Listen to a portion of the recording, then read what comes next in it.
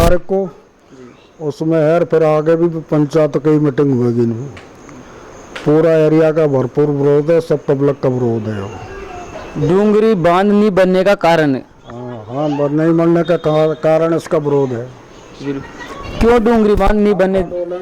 कारण यह है, हम खंडोला का जमींदार किसान और क्षेत्र का पब्लिक घर बेघर होगा और गरीबों को निकाले आ रही है। अब इनके साथ बहुत बुरा कर रही है सरकार। आप लोगों ने अथक प्रयास करने के बावजूद भी अगर सरकार नहीं मानती है, बांध बनाती है, तो उसके ऊपर आप क्या कर पाओगे? आंदोलन करेंगे, जब मर जाएगा मिट जाएगा, वहाँ पे रहेंगे हम। जैसे अभी पहले का बिसलपुर डैम बना था, उस वक्त जब बांध बना था उस टाइम पे बहुत कम गांवों को उठाया गया था। जब बांध बनकर कंप्लीट हुआ था उस समय, उसके बाद काफ़ी ज़्यादा लोग गांवों को उठा दिया गया था। लगभग वहाँ 250 प्लस गांवों को उठाया था बिसलपुर डैम के जहाँ बना था उस क्षेत्र में। क्या ये देखने को मिलेगा? अभी छिंतर गांव दिखा रहे, कुछ दिनों बाद जैसे बांध बनेगा छिंतर गांव के बाद फिर से ज़्यादा गांव उठाने की समस्या आ सकती है? बाद में आएगी, ये तो पहला चरण में ही है। हाँ, प्रथम चरण में, फिर दूसरा में, तीसरा में कुड़गा हमारे सपोर्टर क्षेत्र पूरे जाएगा, इस बांधेगा और कई ये यहाँ से एक भी खोलेगा जी। बांध का तो नाम भी कर रहा है, ये कई उद्योगपति को देगा ये ठेका, उद्योगपति बड़ा बड़ा वो ये कई भी खोलेगा, यहाँ से नहीं है। यहाँ की 95% आबादी कृषि और पशुपालन पे आधारित है। अगर यहाँ से लोग विस्थापित हो गए तो उनके लिए खाने के लिए कुछ नहीं रहेगा, धंधा कुछ नहीं रहेगा। भाई यहाँ का मेन आजीविका का जो साधन है वही तो खत्म हो रहा है इस बांध से। जब गवर्नमेंट वो कर रही है तो कम से कम उन लोगों को प्राकृतिक संसाधन जैसे यहाँ के जो लोगों को उपलब्ध है, चरागाह है वगैरह, कहीं भी बसा है तो वो चरागाह है, जमीन है, वो उपलब्ध हो तो उनका आजीविका चलती रहेगी। अब केवल पैसा देने से उनकी आजीविका खत्म होकर भूखे मरने की नौबत आ जाएगी। ऐसे 50 गांव है जो आज भूखे मरने की नौबत पे वो कुछ नहीं कर पा रहे।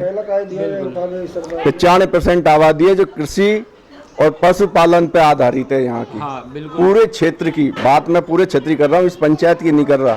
टोटल ग्रामीण क्षेत्र है, टोटल ग्रामीण इलाका है ये जी। और पशुपालन खत्म होते ही यहाँ के आदमी का जीविकोपार्जन का साधन खत्म हो जाएगा। बिल्कुल। यहाँ तो उसके पास 2 बीघा भी जमीन है तो कुछ पशुपालन करके कुछ उसमें खाने को पैदा कर लेता है और अपना जीवन यापन कर रहा, कुछ उसने मजदूरी कर ली। बिल्कुल। फिर वो अपने बच्चों को पालेगा कैसे दूसरी जगह? बिल्कुल। तो कहने का तात्पर्य ये है कि जो डैम बनाया जा रहा है इसको नहीं बनने देगा, ये नहीं बनने देना? नहीं, अगर बनना जरूरी है जी हम, लेकिन वैसी व्यवस्था दूसरी जगह की जाए। लोगों को जैसे गांव उठे वैसे के वैसे गांव को बसा के उतनी जमीनें, उतने चरागाह, उतनी सिवाचक, हॉस्पिटल, स्कूल, सारी सुविधाएं की जाए एक साथ है तो लोगों को फिर भी कोई दिक्कत नहीं होगी उससे। अब मान लो कहीं जाके बसा दिया, वहाँ चरागाह नहीं तो पशुपालन कैसे करेगा आदमी? वो वैसे खत्म हो जाएगा। जिसके पास जितनी जो कोई खेती कर रहा है, अपनी खेती भी कर रहा है, पशुपालन भी कर रहा है, मजदूरी भी कर रहा है, तो यहाँ तो क्या उसका जमी हुई चीज है। यहाँ से बाहर निकलने पर उसका कोई ठिकाना नहीं है।